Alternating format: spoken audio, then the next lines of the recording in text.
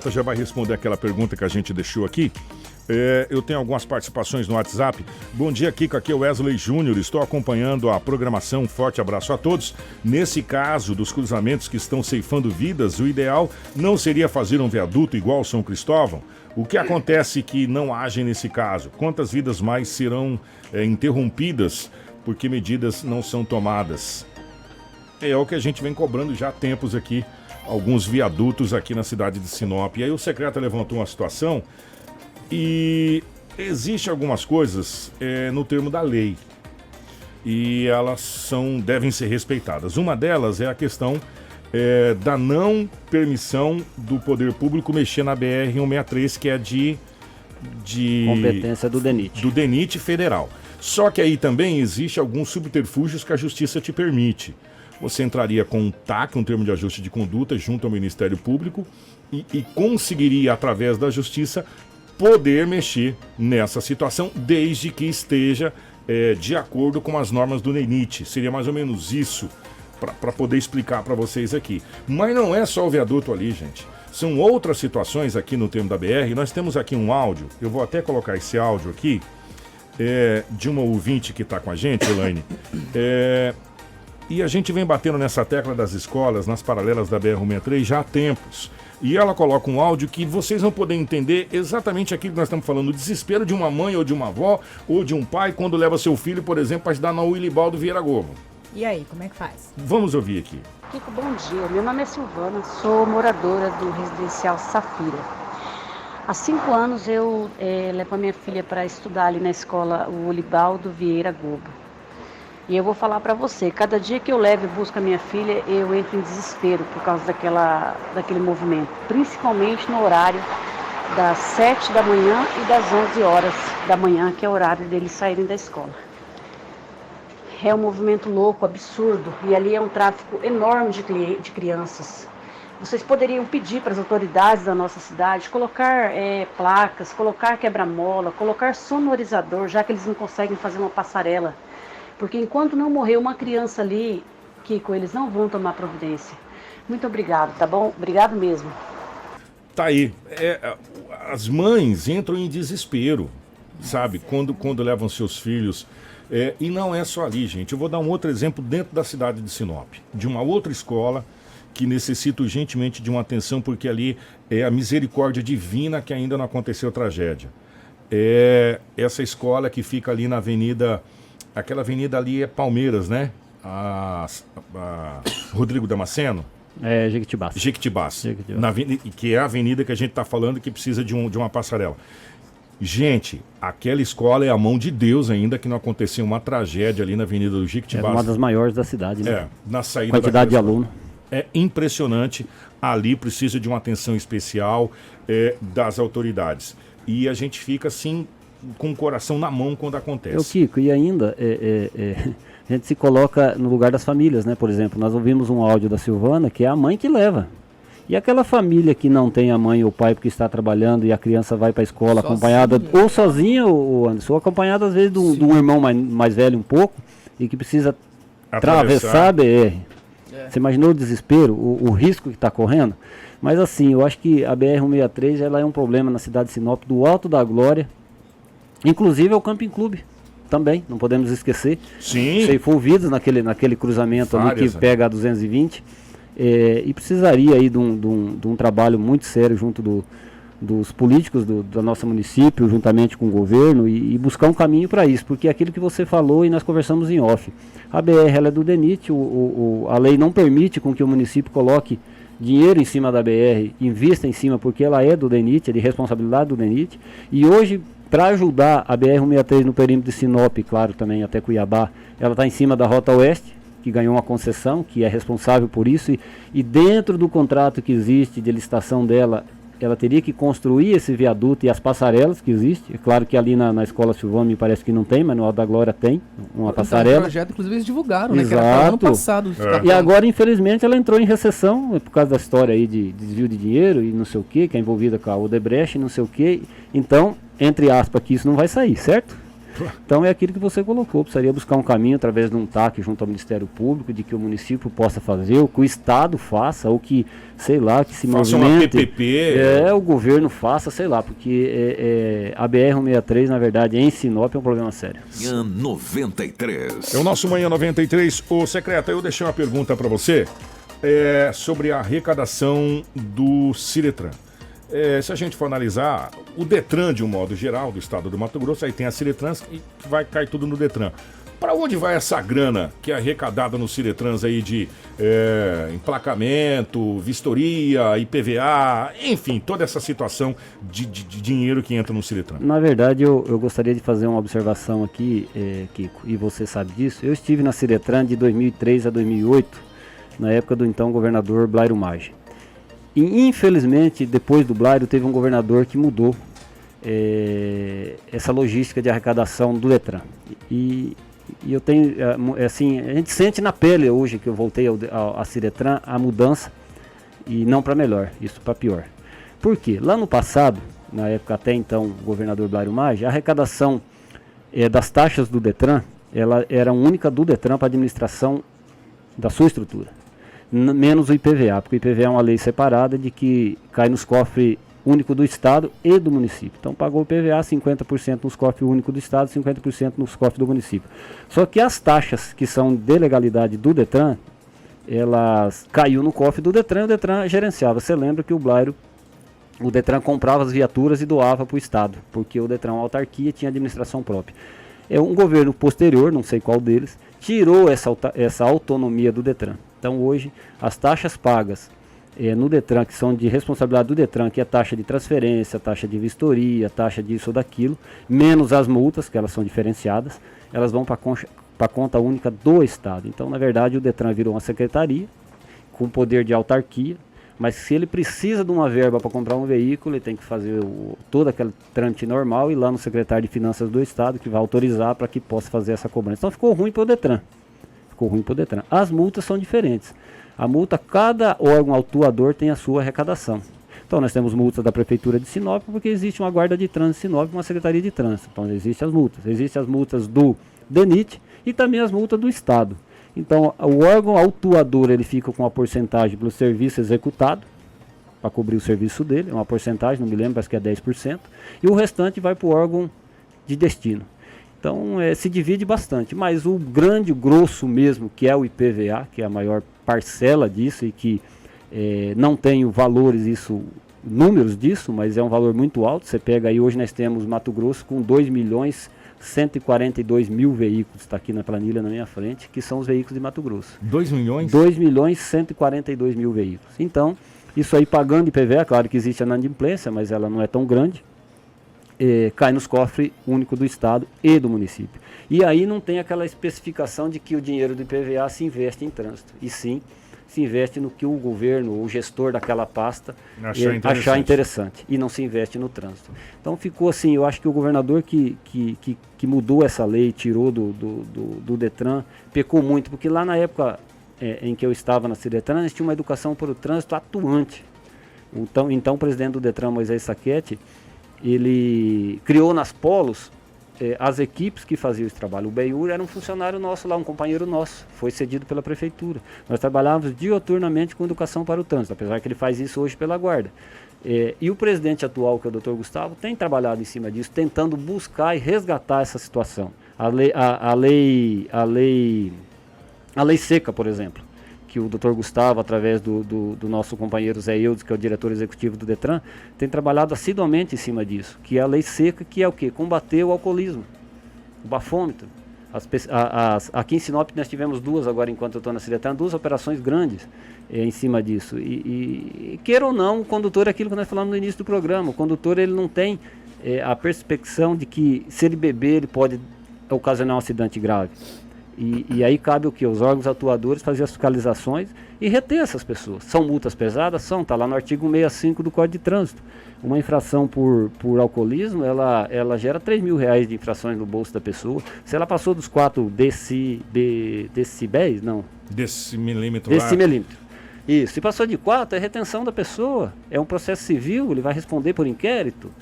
Mas a pessoa não tem isso, sabe, Kiko? Nesse caso não deveria ter uma lei no sentido de suspender a carteira desse cidadão por um prazo de 5 anos ele não poder pegar no volante de um veículo? Você foi mais pesado. Ela existe a lei e ela tem a retenção, só que não por 5 anos, mas existe. Ele é retenção da CNH, ele tem que fazer aquela provinha teórica de novo, ele tem que ficar um período, acho que é 60 dias sem a CNH, depois ele tem ela de novo. Tudo bem, talvez teria que ser um pouco mais pesada para que ele sentisse. Essa questão do valor financeiro no bolso se mudou há 3 ou 4 anos atrás esse valor e eu acho benéfico, porque é um valor razoável hoje, R$3.000 uma infração. Como é de R$2.000 para você empinar uma moto, Kiko. Você vê nas cidades os jovens, claro que estão na empolgação da juventude, compram motocicleta e saem empinando, e cavalinho de pau, uma inflação dessa é R$2.000, retenção da CNH, escolinha de novo. Mas eles não pensam nisso. Eles não pensam que numa atitude dessa ele pode causar um acidente e ceifar uma vida. Por falar em escolinha, o Ciretran, os Detrans, de modo geral, essa lei é nacional, né? E ela vai começar a vigorar no Mato Grosso também. As autoescolas, o Anderson, vai ter obrigatoriedade das câmeras dentro dos veículos. Uhum. Aí eu estava imaginando, depois conversando com o segredo, eu vi que não é bem isso. Eu estava imaginando que, bom, com a câmera não vai precisar mais do instrutor do estado e tal. Os caras vão filmar lá, vão acompanhar. Não tem nada a ver com isso, porque agora vai ter até biometria implantada nessa nova lei. Eu queria que o secreto explicasse essa nova lei que começa a vigorar a partir de quando, secreto? Agora de agosto. A partir agora de agosto, para as autoescolas, e vai mudar para você tirar a carteira de motorista. Por quê? Porque agora você vai ter a biometria e vai ser filmado tudo que você vai estar fazendo. Na verdade, assim, o que acontece com esse sistema que nós temos hoje, o atual? Vou dar um exemplo aqui, por exemplo. Você tem seu filho lá, completou 18 anos e ele já dirige, certo? Aí ele vai para a autoescola. Chega lá, obrigatoriamente ele teria que fazer 20 horas de aula, prática. Mas ele fala assim pro dono da autoescola ou por quem atende ele: não, mas eu já sei dirigir, eu faço 5, eu passo no teste. Beleza. Ele faz 5, a autoescola lança as 20, ele vai para o teste, ele passa. Só que ele não teve, na verdade, na prática, a educação que a legislação de trânsito exige. Ele aprendeu no dia a dia, ele pegou um macetinho, foi lá, fez a provinha dele, passou, ele tem uma CNH na mão. E ele vai para a rua, ele vai para a BR, ele vai para um grande centro. Mas qual foi a formação dele? E a biometria vem para aqui, para fazer com que ele tenha as 20 horas aulas. Ele vai ser obrigado a fazer. Ele vai ser obrigado a fazer. Porque a hora que ele entrar no carro, ele tem que botar o dedão. A hora que ele terminou a hora dele de aula, ele vai ter que botar o dedão. Enquanto ele não registrar 20 horas, o sistema não libera para que ele faça a prova. Então não tem como burlar. E mesma coisa o instrutor. O aluno botou o dedo dele lá, registrou o ponto, o instrutor também. Vai ficar registrado os dois casos. Se ele não terminar as 20 horas, ele não faz a prova. Então a intenção do Detran e os estados... Alguns estados do país, vou dar um exemplo de Santa Catarina, por exemplo, isso já funciona há 2, 3 anos atrás já. Lá é obrigatório e funciona dessa forma. E o Detran de Mato Grosso, através do presidente Gustavo, vem buscando essas melhorias e está implantando aí no próximo mês. Nós tivemos sábado aqui em Sinop um encontro regional das autoescolas filiadas ao sindicato, Anderson, onde veio uma empresa de Cuiabá palestrar, orientar de que forma que isso vai funcionar e do que isso traria de benefício aos alunos e aos novos condutores de veículos no estado de Mato Grosso. Você sabe que eu até conversei muito com o Benhur isso, e o Benhur fala aqui com as nossas autoescolas, e o secretário também falou, é modelo a nível do estado de Mato Grosso. Nós somos referência em termos de autoescola para o estado de Mato Grosso, né, secretário? É isso? Com certeza. Nós somos referência. Mas olhando o seguinte, nós somos uma cidade onde claramente a gente vê que alguns acidentes acontecem na travessia da BR porque as pessoas não têm noção de tempo de BR. Isso é muito importante. A velocidade de BR muda conforme a velocidade da cidade. Evidentemente, se você olha um veículo na BR e você não está acostumado com BR, você acha que dá tempo de você atravessar, quando na realidade não dá. Porque a velocidade empregada na BR ela é muito maior do que uma velocidade empregada dentro da cidade. Se bem que aqui a gente tem alguns pontos aqui da cidade, tem gente que chega a 120 por hora. Não, é sério isso.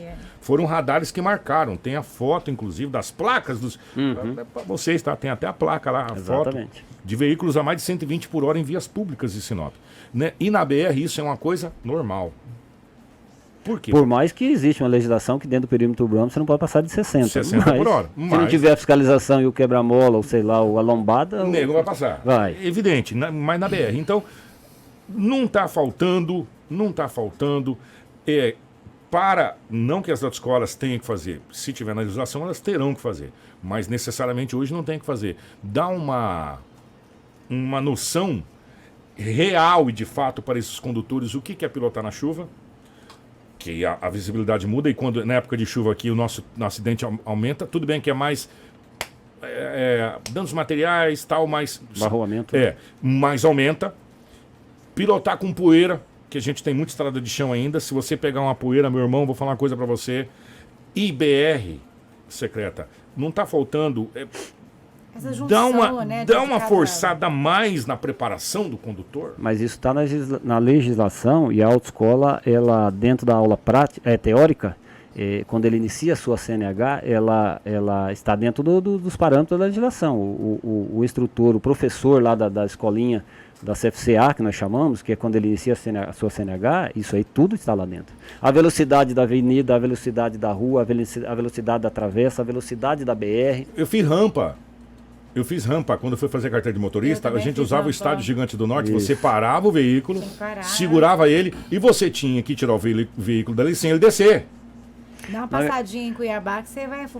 Isso que eu ia falar.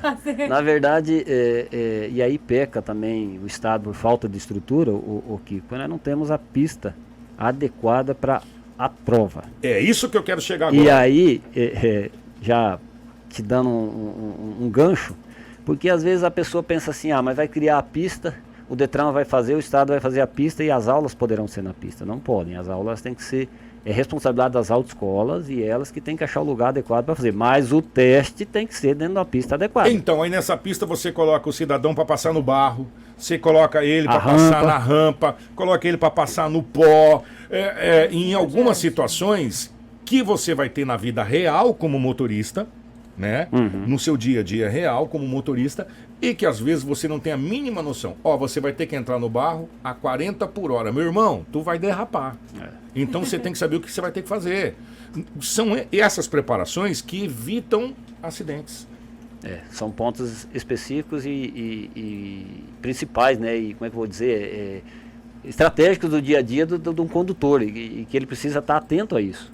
É que nem você falou da velocidade da BR, é a mesma coisa. É diferente você atravessar a BR e tá vindo um caminhão e tá vindo uma caminhonete, por exemplo. O caminhonete é rápido, o caminhão é lento.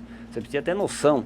E isso tudo se aprende, né, nessa situação aí de autoescolas. E agora a gente vai chegar no ponto para a gente fechar, que é o seguinte. O Ciretran já está ali naquele ponto, ali em Embaúbas, né? Não, Figueiras. Já de sempre. 82. Ali não comporta mais. Ali já deu pra bola. Não dá mais. O Valdir Sartorero é o diretor da Ciretran, quando a gente entrevistou ele. A Ciretran estava tentando achar um local, tentando fazer um local, primeiro para fazer as vistorias dos caminhões, que ali não tem a mínima condição de fazer vistoria de caminhão carreta. Ponto. E não só isso, como outras situações que já não comporta mais ali. O Ciretran tem a ideia de sair dali, para onde? Como é que está essa situação, Ciretran? Tem, com certeza. Eu acho que ali já, que nem você falou, já deu o que tinha que dar, né? Sinop cresceu, nós estamos aí com 120 mil veículos e ali não tem mais como. O grande gargalo dali, o grande problema dali chama-se vistoria. Nem dá leve, dá mais para fazer daquela forma. Por quê? Você entra e tem que sair de ré. Você sai de ré numa avenida que é a Avenida das Figueiras. Dá trabalho, né? Nós temos ali a bênção de Deus, acho que somos abençoados, porque não me lembro de acidente ali nos últimos 4, 5, 6 anos, não me lembro. Teve um com óbito ali recentemente lá. Mas rapaz... na porta do Ciretran? Bem pertinho do Ciretran, o rapaz bateu na caminhoneta que foi atravessar, que até fecharam já. Fechado. Travessia, mas ali a saída da Ciretran, da vistoria, é horrível, não tem mais como. Ali não tem. Então, a semana eu recebi os engenheiros do Detran na quarta-feira. Nós fomos ali no terreno que iniciou ali, a empreiteira desistiu e só agora, final do ano, começo desse ano, conseguiu romper contrato com aquela empreiteira, porque a morosidade no órgão público é muito difícil. É diferente da iniciativa privada, que você chama o cara lá, fala assim, acabou o contrato, vamos assinar, se eu tiver que te pagar uma coisa eu pago, acabou, morreu. Não, no órgão público, você tem que enviar Ministério Público, e só agora conseguiram. O terreno está lá, é do Detran aquele terreno, na frente da Tuiuiu. Então os engenheiros vieram. Nós temos duas opções, Kiko, dada pelo presidente. Ali é a avenida... Ali é Jequitibás. Em frente ao Tuiuiu, ao lado da Politec. Inclusive a Politec está em cima do terreno do Detran que agora nós solicitamos para que faça o desmembramento, que ela fique com a parte dela escriturada. Mas enfim, nós temos duas opções oferecidas pelo presidente do Detran, que uma é alugar um prédio, que eu tenho achado dificuldade em encontrar esse prédio, porque ele não pode ser um prédio comum, porque não adianta eu ter um prédio e eu procuro ele na BR, na lateral da BR, ou ruas próximas à BR para facilitar o caminhão grande, o pesado, mas ele não adianta nada ter um prédio que eu não tenha saído para o outro lado. Vai ficar a mesma coisa que eu tenho lá na Ciretran hoje. Ele precisa ser um prédio que se adeque à parte administrativa, mas também à vistoria, que o caminhão entre para um lado, saia para o outro, para que não tenha que dar ré ou fazer no meio da rua, porque aí não vai resolver nada. Tenho dificuldade em achar. O único que eu encontrei com todos os requisitos que nós precisávamos era onde era a Secretaria de Obras antiga, ao lado do estádio ali, que hoje está alugado para outra empresa. Cheguei uma semana atrasado. Enfim, achei já 3 ou 4, 5, até levei os engenheiros em semana passada, que nós encontramos, mas encontramos o mesmo problema, a vistoria. E a segunda opção é o quê? Tirar a vistoria de lá e construir ali no terreno que é nosso, que é do Detran, na frente da Tuiú. Só para vistoria? Só para vistoria. Então os engenheiros levaram, fomos lá. Aí você faz um barracão só barracão só mesmo? Só o barracão, os fossos, que é preciso ter o fosso para eles entrarem, os historiadores entrarem de baixo, que ali nós não temos, eles têm dificuldade nisso. Faria 2 fossos, o barracão, o administrativo deles, e viria para ali as caminhonetes e caminhões. Os carros pequenos ficariam lá com a outra logística lá dentro, que nós temos o terreno do fundo que é alugado, nós faríamos uma entrada e uma saída no fundo. Essa foi a ideia que nós passamos aos engenheiros. Ele essa semana ou próxima semana que vai ser a mais fácil de fazer. Mais fácil, mais barata, mais em conta. Entraria em contato com o presidente, com toda a estatística lá, para ver o que o presidente e o diretor executivo, que é o Zé Eudes, falariam nessa situação. Nós ficaríamos com o administrativo lá, os carros pequenos, e aqui embaixo a vistoria pesada. Rondonópolis funciona dessa forma. Rondonópolis tem a vistoria pesada na lateral da BR, é um prédio alugado. Vistoria fica lá na BR, os caminhões não entram na cidade, lá tem 2 ou 3 vistoriadores que fazem a pesada. É uma opção. Só que aí com essa situação a agência VIP ficaria no prédio alugado ainda, dessa forma como está lá. Aí de repente você vai falar para mim assim, mas nós poderíamos trazer a habilitação toda para dentro do prédio da Ciretran onde está hoje, não comporta mais. Porque Sinop cresceu, a quantidade de condutores de veículo é grande, o número de servidores que tem lá na agência VIP, que atende a demanda das CNHs, que lá só mexe com CNHs, na Ciretran só mexe com veículos, os servidores é um número expressivo, se nós juntarmos tudo não temos salas. Então a ideia em cima, momentaneamente, é isso. Porque o governo tem pensado no quê, Kiko? Deixar ele separadamente também é muito mais interessante. Eu penso assim, interessante tem 2 aspectos. Um de não se misturar a clientela, porque o que você vai fazer habilitação, você não mexe com Você só mexe lá e o outro só mexe e o outro é o servidor. Se você botar um servidor de pessoas, também. Né? Se você botar o servidor para atender habilitação e veículo, é muita gama de informação para ele saber. É muita. É difícil, não é fácil. Então hoje nós temos, eu digo assim que eu tenho sorte nessa volta minha para a Cidetran, Kiko e Elaine, na questão dos servidores. Por quê? Eles só mexem com veículos, eles são servidores de carreira, se especializaram nisso e estão lá. Então toda a informação que você pede, claro que nem 100% você consegue resolver, mas está na ponta da língua. Agora você mistura com habilitação, fica difícil, porque é muita coisa. Então tá fácil. Mas nós estamos assim, esperançosos de que a presidência, juntamente com a sua diretoria, ache uma saída mais plausível e mais rápida para que a gente mude a situação. Ou mudamos de prédio no geral, ou fazemos adequação para a vistoria, para resolvermos o problema da vistoria e ficar mais tranquilo o atendimento junto ao prédio próprio da Ciretran em Sinop. 9h08. Você agradecer o secretário pela presença. Secretário, obrigado pela presença. A gente poderia conversar mais aqui. Nós vamos ter amanhã o Benhur. Na quarta-feira a autoescola vai estar aqui. A Estela. E a doutora Maria Cristina. E a doutora Maria Cristina, que é a psicóloga do Ciretran. Então a gente vai colocar a autoescola e depois a psicóloga do Ciretran, que prega a bronca da autoescola. Né? Sai da autoescola, vai para a psicóloga do Ciretran para fazer toda a parte psicotécnica, para depois ir para. Exatamente. Então a gente vai fazer essa junção aqui. E ainda está marcado com o secretário de trânsito. Estamos aguardando a sua confirmação. Esperamos que ele confirme a sua presença aqui para a gente falar sobre a malha viária do município de Sinop e o que está sendo feito para melhorar essa questão do trânsito. Secretário, obrigado de coração mesmo pela presença, tá bom? Eu agradeço pela oportunidade, a você, Kiko, a Elaine, o Anderson e toda a direção da rádio. Espero ter aqui ajudado e contribuído e me coloco à disposição tanto de vocês como dos contribuintes. Eu sei que a Ciretran ela não tem o papel de mexer no trânsito em si, mas faz parte do contexto. De estar junto. De estar junto. E eu tenho sempre me colocado junto às autoescolas e também à guarda de trânsito, ao secretário Betão, a minha pessoa à disposição deles para a gente possa ajudar e discutir o trânsito de Sinop para uma melhoria do futuro. Cidade de Sinop não vai parar, continua crescendo e vai continuar crescendo sempre mais, e nós precisamos pensar sempre no futuro. Nós temos aqui com um baluarte do trânsito de Sinop e tem uma cabeça muito, como é que eu vou colocar para você, de futuro, que chama-se Mauri Rodrigues de Lima.